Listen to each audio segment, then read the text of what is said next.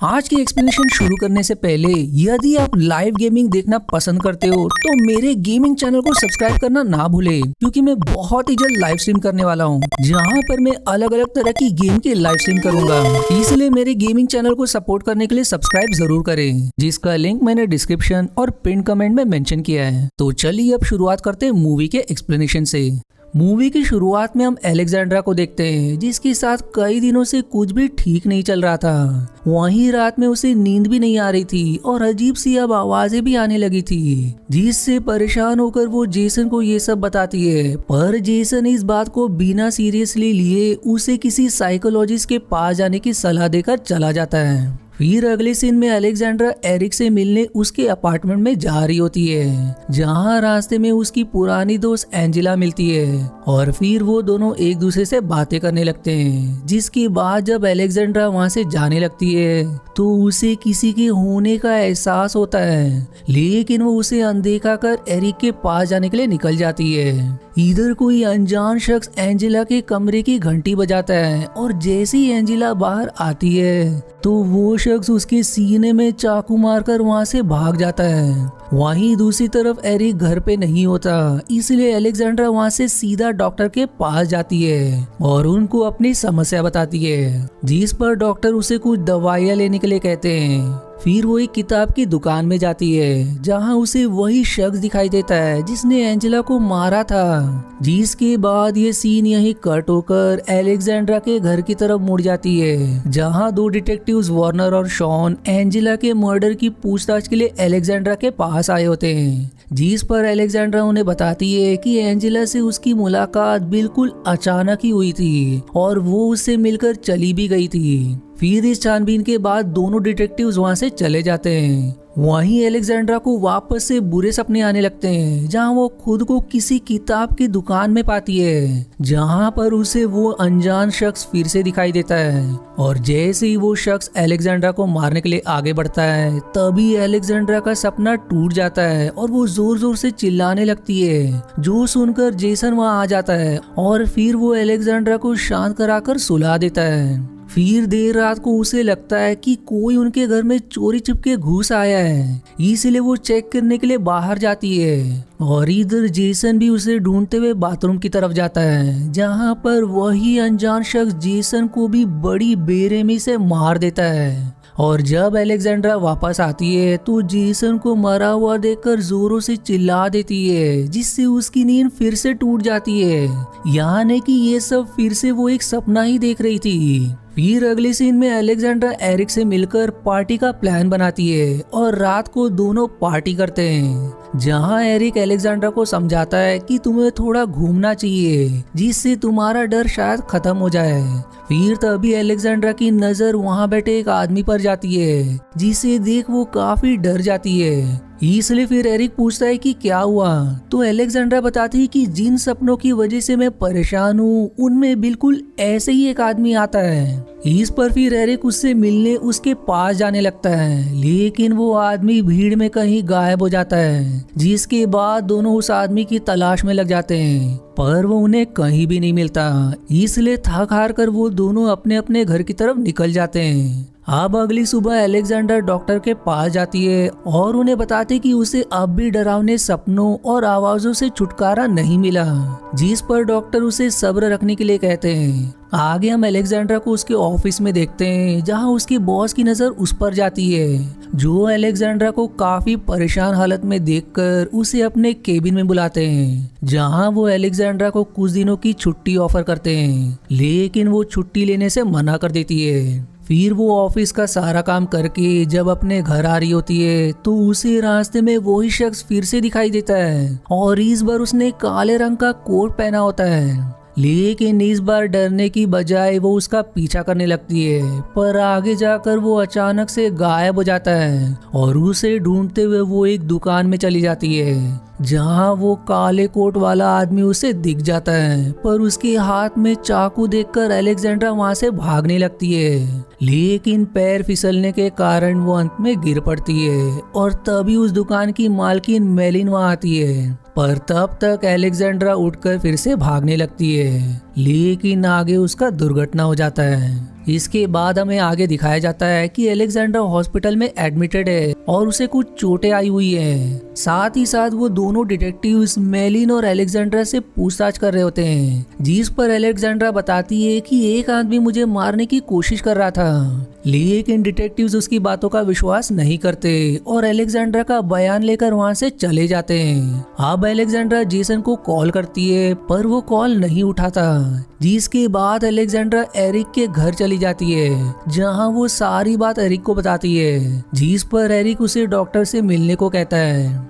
तब अलेक्जेंड्रा वापस से अपने साइकियाट्रिस्ट के पास जाती है और उन्हें सब कुछ बता देती है, जिस पर डॉक्टर खुद उन डिटेक्टिव से मिलकर अलेक्जेंड्रा की बीमारी के बारे में बताते हैं। पर दोनों डिटेक्टिव्स उनकी बातों को कुछ खास सीरियसली नहीं लेते। वहीं इस तरफ अब हम देखते हैं कि अलेक्जेंड्रा और जेसन अपने दोस्तों के साथ बाहर खाना खाने आए हुए हैं, जहां अलेक्जेंड्रा अब भी काफी डरी हुई होती है। और तभी अलेक्जेंड्रा को फिर से वो आदमी दिखाई देता है, जिसे देखते ही वो जेसन से घर चलने के लिए कहती है और जेसन उसे तुरंत लेकर घर के लिए निकल देता है। अब अगले सीन में हम अलेक्जेंड्रा को एरिक के साथ देखते हैं, जो उसे उसके घर के पास छोड़कर वहां से चला जाता है। फिर तभी अलेक्जेंड्रा को फिर से अजीब सी आवाजें सुनाई देने लगती है, लेकिन वो आवाजें घर पहुंचते ही बंद भी हो जाती है। वहीं अब रात में अलेक्जेंड्रा को किचन से कुछ गिरने की आवाज आती है, इसलिए वो किचन में चेक करने बढ़ती है, लेकिन वहां कोई नहीं होता। पर तभी पीछे से जेसन आकर अलेक्जेंड्रा से सवाल करता है कि क्या हुआ, जिस पर अलेक्जेंड्रा जवाब देती कि शायद उसे वहम हुआ है, जिसके बाद जेसन पानी पीने लगता है। पर तभी उसे घर में किसी के आने की आहट सुनाई देती है, जिस पर वो डर के मारे अपने कमरे का दरवाजा बंद कर लेता है।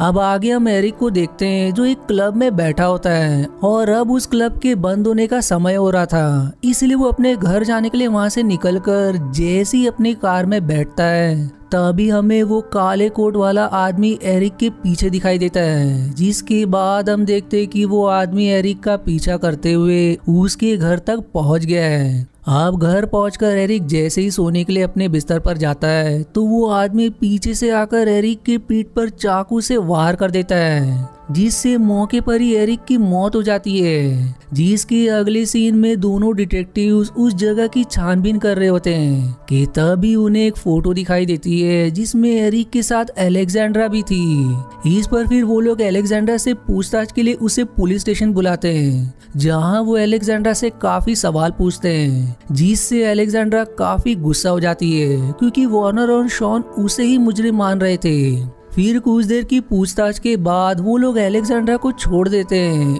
और वो वहां से निकलकर अपने डॉक्टर के पास आती है और अपनी दवाइयों को बढ़ाने के लिए कहती है, क्योंकि उसे इन दवाइयों से कोई फायदा नहीं हो रहा था। जिसके बाद हम देखते हैं कि वो अपने ऑफिस में बैठी होती है, जहां उसकी दोस्त मारिया उससे एरिक के बारे में बात करने लगती है, जहां बातों ही बातों में अलेक्जेंड्रा बताती है कि डिटेक्टिव्स को लगता है कि मैंने ही एरिक का खून किया है। जिस पर मारिया कहती कि तुम चिंता ना करो, उनका शक बेबुनियाद है। वहीं आगे अलेक्जेंड्रा और जेसन कुछ सामान लेने के लिए एक दुकान तक जाते हैं, जहां जेसन कार में ही रुकता है और अलेक्जेंड्रा सामान लेने के लिए दुकान में जाती है, जहां उसकी मुलाकात मारिया से होती है। फिर कुछ देर के बातचीत के बाद दोनों अपने अपने घर के लिए निकल जाते हैं। इस तरह मारिया दुकान से खरीदे गए सामान को अपनी कार में रखी रही होती है कि तभी उसे ऐसा लगता है कि मानो कोई उसके पीछे खड़ा हो, लेकिन पीछे देखने पर उसे कोई नहीं दिखता। तब वो अपनी कार में बैठ जाती है, जहां उसकी कार के पीछे वाली सीट पर वही काले कोट वाला आदमी होता है, जो मारिया का गला घोंटकर उसको भी जान से मार देता है। जिसकी कुछ देर बाद पुलिस वाले वहां पर आते हैं और उन डिटेक्टिव्स को मारिया के ऑफिस का कार्ड मिलता है, जिससे वो समझ जाते हैं कि मारिया और अलेक्जेंड्रा एक ही कंपनी में काम करती है। इसलिए अलेक्जेंड्रा को फिर से पूछताछ के लिए बुलाया जाता है, लेकिन इस बार वो कुछ भी बताने को राजी नहीं होती,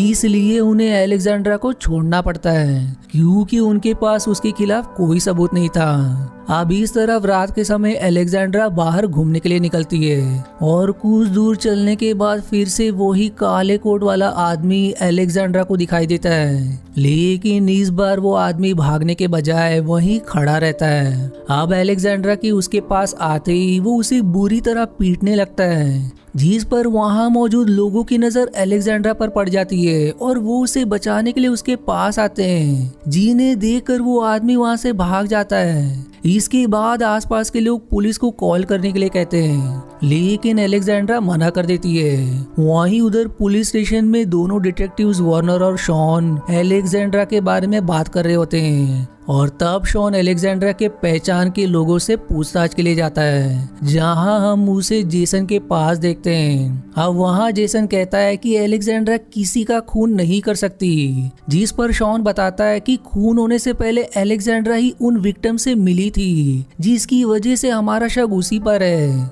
जो सुनकर जेसन भड़क जाता है और शॉन से खुद को गिरफ्तार करने के लिए कहता है, जिस पर शॉन वहां से चला जाता है। अब शॉन अलेक्जेंड्रा के डॉक्टर के पास जाता है, लेकिन उनसे भी उसे कोई सबूत नहीं मिलता। इधर शॉन के कोई भी सबूत ना इकट्ठा कर पाने के कारण वार्नर और उसके बीच बहस हो जाती है, जबकि दूसरी तरफ वो कातिल हर उस शख्स को मार देना चाहता था जो अलेक्जेंड्रा के संपर्क में आए थे।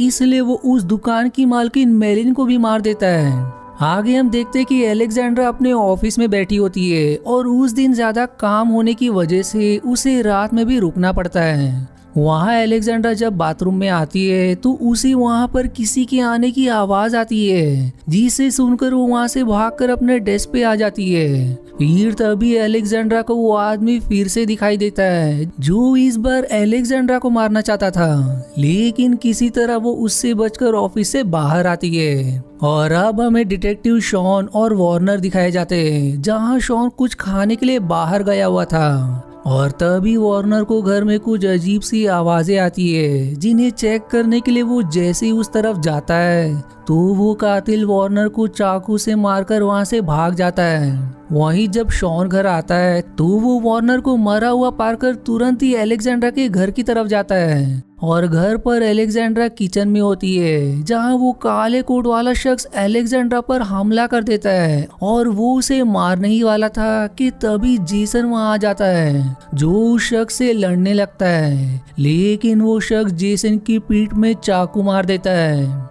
और इससे पहले कि वो उस पर और भी वार करके उसको मार पाए, वहां शॉन पहुंच जाता है, जो उस आदमी को गोली मारकर उसकी जान ले लेता है और उस शख्स के मरते ही ये मूवी यहीं समाप्त हो जाती है। अब अगर बात करें इस मूवी की, तो इसमें ये नहीं बताया गया है कि आखिर वो कातिल अलेक्जेंड्रा के पहचान वालों को ही क्यों मार रहा था, पर मेरे हिसाब से वो शख्स शायद अलेक्जेंड्रा को काफी समय से पसंद करता होगा और शायद वो अलेक्जेंड्रा के स्कूल या कॉलेज में ही पढ़ता होगा और यही वजह है कि अलेक्जेंड्रा के सबकॉन्शियस माइंड में उसकी इमेज आती थी, जिस वजह से उसे उस शख्स के सपने आया करते थे, जिन सपनों में वो किसी न किसी को जान से मार दिया करता था। और ये भी हो सकता है कि उसने अलेक्जेंड्रा के सामने किसी का कत्ल किया हो, जिस वजह से अलेक्जेंड्रा सदमे में चली गई होगी, जिस सदमे की वजह से उसकी कुछ यादें मिट गई होंगी, जिन यादों के मिटने की वजह से वो उस शख्स को पहचान तो नहीं पाती थी, लेकिन वो यादें सपनों के रूप में अलेक्जेंड्रा को दिखा करती थी। अब ये तो मेरी थियरी थी, पर अगर आपकी कोई और थियरी हो तो मुझे कमेंट में जरूर बताएं। और आज के वीडियो में इतना ही। आशा है आपको मेरी एक्सप्लेनेशन पसंद आई। यदि हाँ तो प्लीज वीडियो को लाइक करना और चैनल को सब्सक्राइब करके सपोर्ट करना ना भूलें। मिलते हैं अगले एक्सप्लेनेशन वीडियो में, तब तक के लिए धन्यवाद दोस्तों।